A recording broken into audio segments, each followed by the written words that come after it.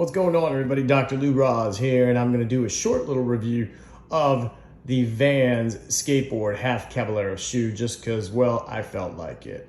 So a little history on that. For those of you that do know anything about skateboarding, you know that the history of Vans skate shoes goes back to about 1966 when Paul and Jim Van Doren and a couple of others got together and started this shoe company in California, which turned out to be basically the skateboard shoe of all time, in my opinion, and probably most other skateboarders. And so there's been countless skateboarders historically that have been using them for a long time. Really popularized in the 80s, that's when I started skateboarding. And the half cab Caballero was actually designed by Steve Caballero in combination with, of course, the people over at Vans. And there's a cool little video out there if you go YouTube it, look up Steve Caballero Vans shoes.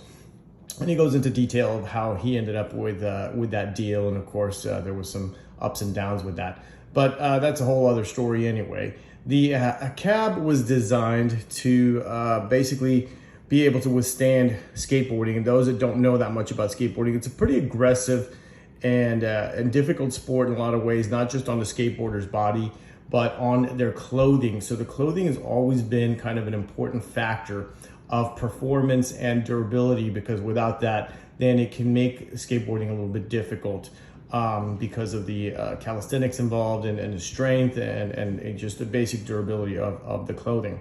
So the shoe that we have here is a half cab. It originally started out as a higher shoe, but the full cab, and I think I got my first pair in around 1990, 91 maybe.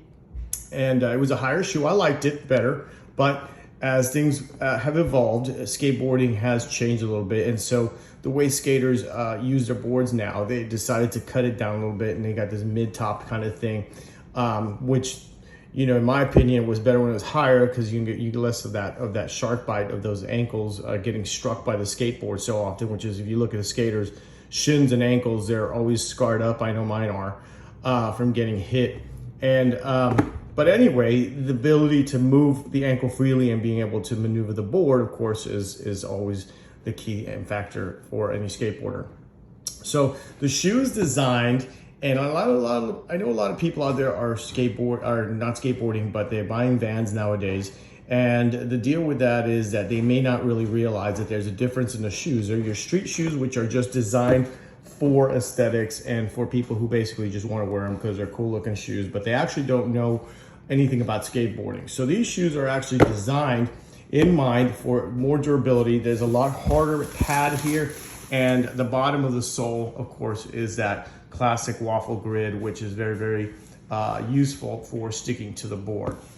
The shoe in itself is a nice, strong suede.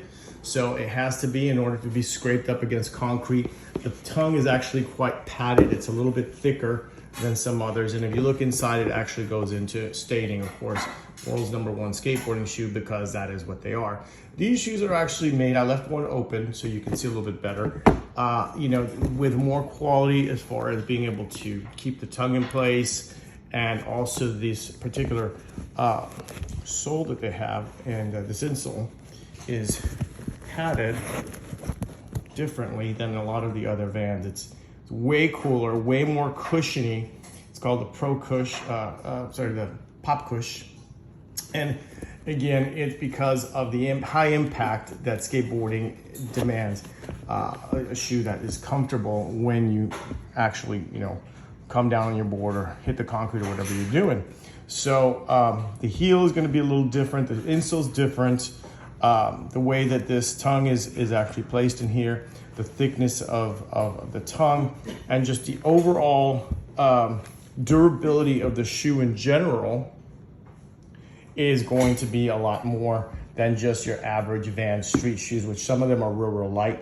This is more of, it's not really super light in any way, and it really doesn't need to be, because it needs to be strong. It doesn't need to be just light and airy and easy to destroy. So this shoe is a moderate weight. I wouldn't say it's super heavy because they've cut down on the size, but it definitely is one of those things that if you're looking for a super light shoe, such as a Nike or something like that, then this may not be the deal for you. However, if you're into the real deal and the best of the best, in my opinion, Vans half cabs are actually the shoe to get if you're gonna go out skateboarding and you want durability, you want comfort, you want style, you want everything in one shoe. Then here you go. You shell out about 70 bucks, go down to the Vans store. They've got some different colors. I chose the black on black. I like how they did that shine. I'm assuming they just painted it. It's probably gonna fall off, but whatever. It still looks really cool. And I go with black because they're gonna get dirty as hell when you're out there and you're doing your thing. They also throw in extra laces, which I don't know if they do this for everyone, but I'm assuming because skateboarders are gonna tear them up with the grip tape, concrete slides, and whatever happens, they assume you probably need some extras, so they just throw in one other pack just cause. And guys, that is my review of the Vans Half Caballero skateboard shoe, the best skateboard shoe in the world.